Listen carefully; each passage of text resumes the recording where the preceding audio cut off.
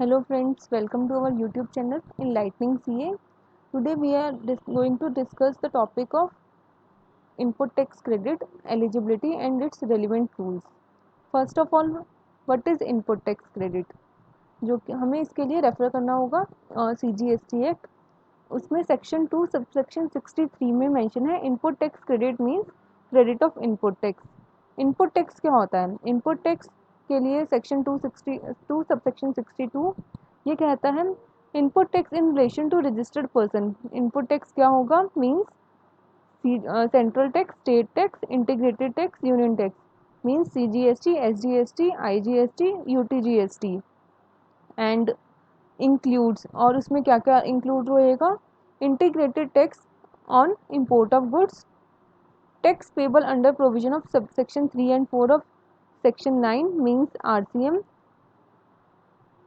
tax payable under provision of subsection 3 and 4 of integrated tax means RCM, tax payable under provision of section 3 and 4 of section 9 of respective state act means RCM, tax payable under the provision of section 3 and 4 of section 7 of UTGST act means क्या क्या रहेगा? Input tax means input tax credit under CGST act, SGST act, IGST act, UTGST act, IGST charge on import of goods and बाकी सारी categories किस चीज़ की हैं? RCM के लिए।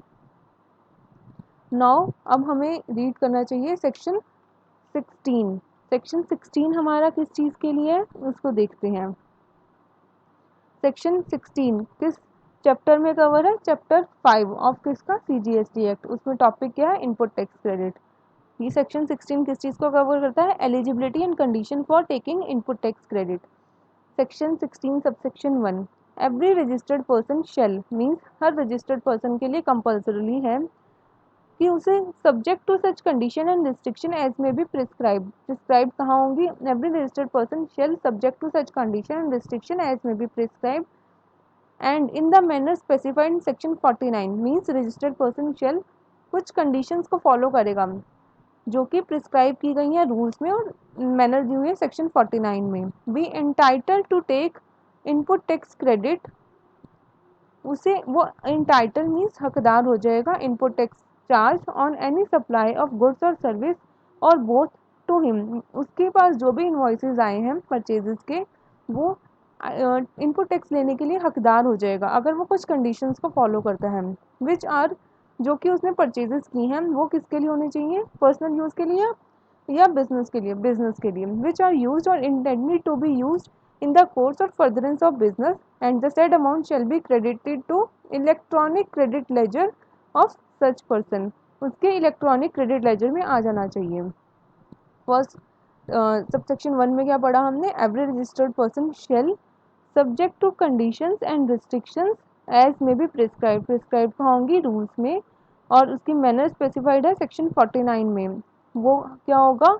हकदार होगा इनपुट टैक्स चार्ज जो कि किस पे होगा? गुड्स और सर्विस पे जो भी चार्ज है। और उसको किस चीज़ के लिए यूज़ किया? Use or intended to be use in the course or furtherance of business. और वो अमाउंट कहाँ पे क्रेडिट होना चाहिए? जब वो रिटर्न फाइल करेगा उसके इलेक्ट्रॉनिक क्रेडिट लेजर में उसकी इन्फॉर्मेशन होनी चाहिए। Subsection 2 notwithstanding anything contain in this section means ये सबसेक्शन 2 पूरे सेक्शन को ओवररूल कर रहा है। No registered person shall be entitled to the credit of input tax in respect of any goods or service or both to him unless means ये section 2 पूरे section को overrule कर रहा है। वो कहता है कि हमें इनपुट टैक्स क्रेडिट नहीं मिलेगा अगर जब तक हम ये कंडीशंस को फॉलो नहीं करेंगे। अब देख लेते हैं कंडीशंस क्या हैं।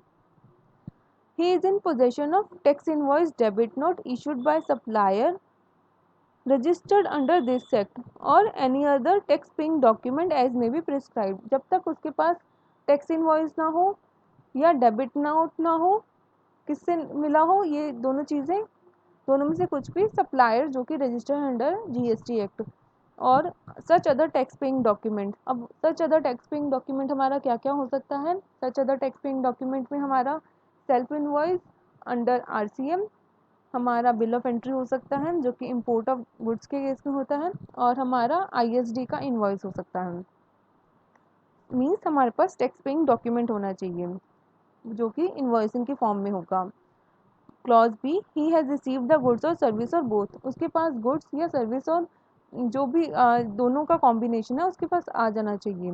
Explanation, for the purpose of this clause means clause B, it shall be deem that registered person has received the goods, goods किसको मिलेगा, रजिस्टर्ड पर्सन को, registered person means mister X, the goods where the goods are delivered by supplier to a recipient or any other person or on direction of such person, such registered person means mister Y ने goods deliver किए हैं mister X को, whether acting as an agent, mister X को किए हैं या mister Z को किए हैं, जो अगर जेड को किए हैं तो जेड कौन होगा, मिस्टर एक्स का एक एजेंट होगा।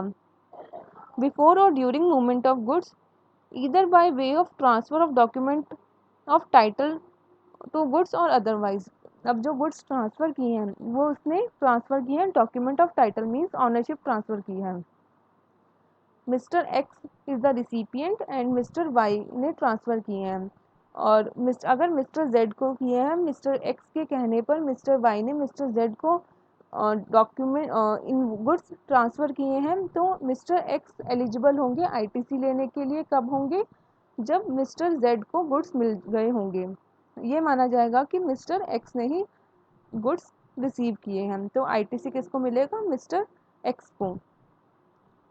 Clause D, subject to provision of section 41, section 41 क्या कहता है, हमारा पेमेंट के रिगार्डिंग और हमारा आईटीसी के रिगार्डिंग कि हम आईटीसी को यूटिलाइजेशन के रिगार्डिंग कहता है। The tax charge in respect of such supply has been actually been paid to the government either in cash or through utilization of input tax credit admissible in respect of said supply, means हमने उस tax की payment हमने किसको कर दी हो, supplier ने government को कर दी हो, ईदर इन कैश या तो उसने कैश के थ्रू कर दिया है या फिर यूटिलाइजेशन ऑफ इनपुट टैक्स जो कि उसे एडमिशिएबल इनपुट जो कि उसके बिजनेस के पर्पस के लिए इनपुट टैक्स था उसने उसको यूटिलाइज करते हुए टैक्स की पेमेंट कर दी है।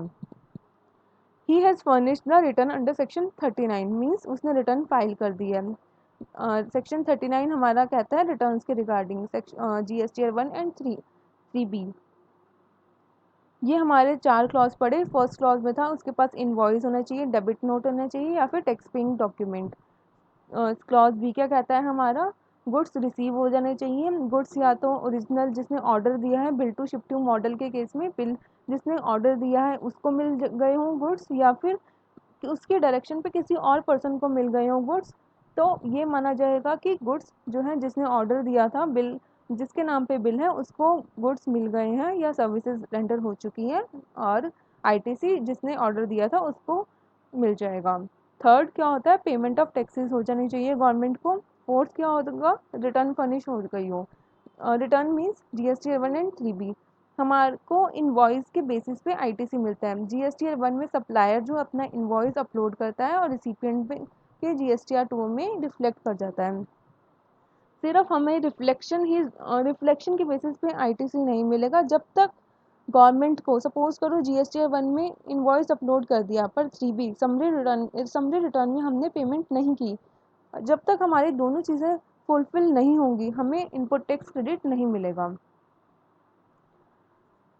First proviso, provided that where goods against an invoice are received in lots or installment, the registered person shall be entitled to take credit upon receipt of last installment। Means जहाँ पे goods हमारे instalment basis पे मिल रहे हैं वहाँ पे हमें ITC मिलेगा लास्ट इंस्टॉलमेंट पे, क्योंकि हमारा इन्वॉइस लास्ट इंस्टॉलमेंट पे ही इशू हुआ होगा। Second proviso, provided further that where a recipient fails to pay to the supplier of goods or service or both, अगर किसी recipient ने पेमेंट नहीं की सप्लायर को तो क्या होगा, other than supply on which tax is payable on reverse charge basis, RCM के केसेस को छोड़ के, क्योंकि आरसीएम के केसेस में हम गवर्नमेंट को कुछ भी पे नहीं करते, सप्लायर पे नहीं करता, उसमें रिसिपिएंट पे करता है। the amount towards value of supply along with tax payable thereon within a period of कितने पीरियड में, within a period of 180 days from the date of issue of invoice by the supplier, an amount equal to input tax credit availed by recipient shall be added to his output tax liability along with interest